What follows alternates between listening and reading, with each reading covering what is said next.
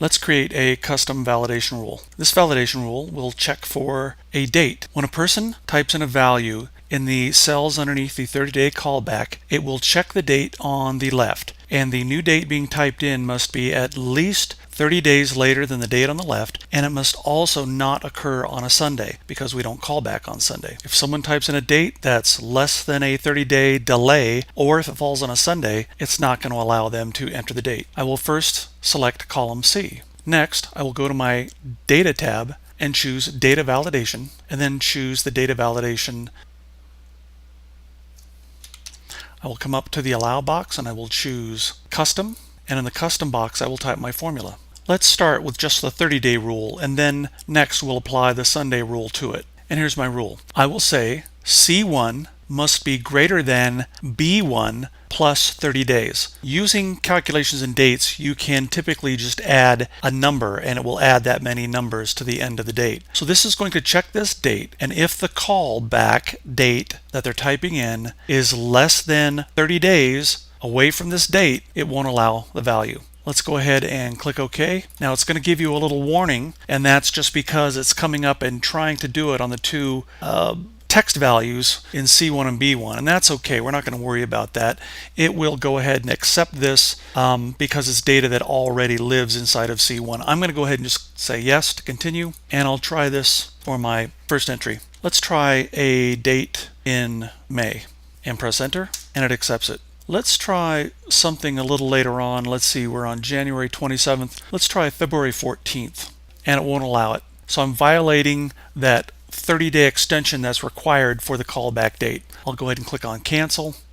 So it looks like that rule is working. Something else that kind of important we should include is some sort of a message warning the user why the value won't be taken. We should let them know what the rules are in this validation in some sort of a warning or a box, maybe even both, so that they don't sit there just stumbling around wondering why this won't accept the date they're typing in. I'll include that when we fix the Sunday rule next. Now before I start this, I'm going to include two Excel functions in the rule to make this happen. One of these is the AND function. If I type in equals and open parentheses, you can see what it's asking for is a logical value separated by a comma, another logical value separated by a comma, all the way down the line. You need at least one logical value, but the others separated by commas are only optional. What this basically is going to do is going to check this and see if it's true, and then check the one next to it to see if it's true, or the one next to it to see if it's true, and all of them have to be true for it to return a true value. If any one of those, just one or all three,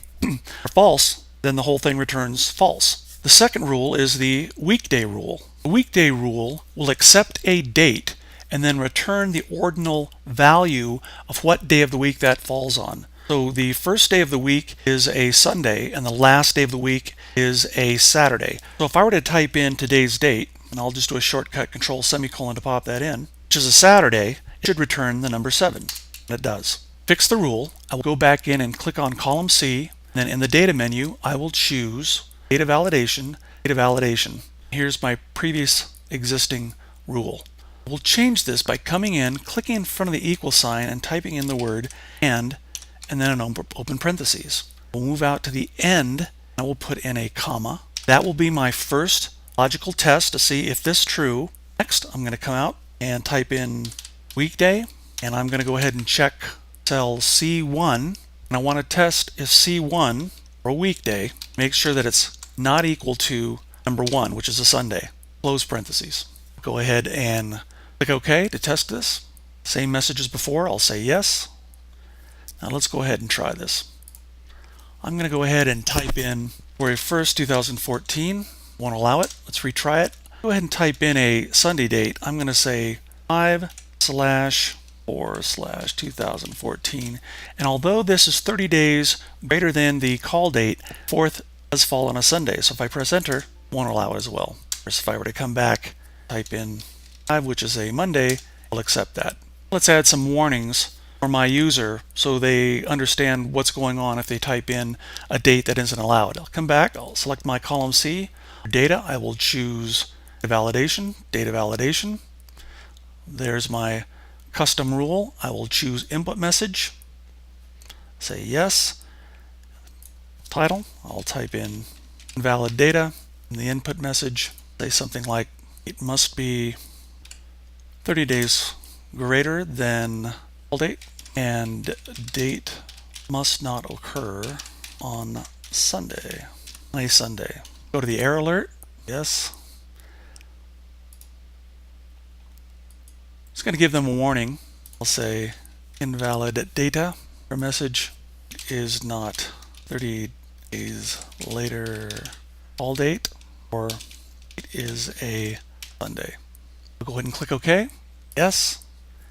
And now let's go ahead and try this one more time. You can see already, you put your pointer on one of these cells, it's going to tell you right away what's happening here. It shouldn't just say invalid data, but they'll know that invalid data, the date must be 30 days greater than the call date and it's not occur on a Sunday. You can type whatever you'd like inside of here. Go ahead and try typing something in. I'm going to go back and typing in, and the warning I get, no, I misspelled invalid. The warning I get is telling me what the problem is here. So that's how you can set up your own custom rule, creating validations.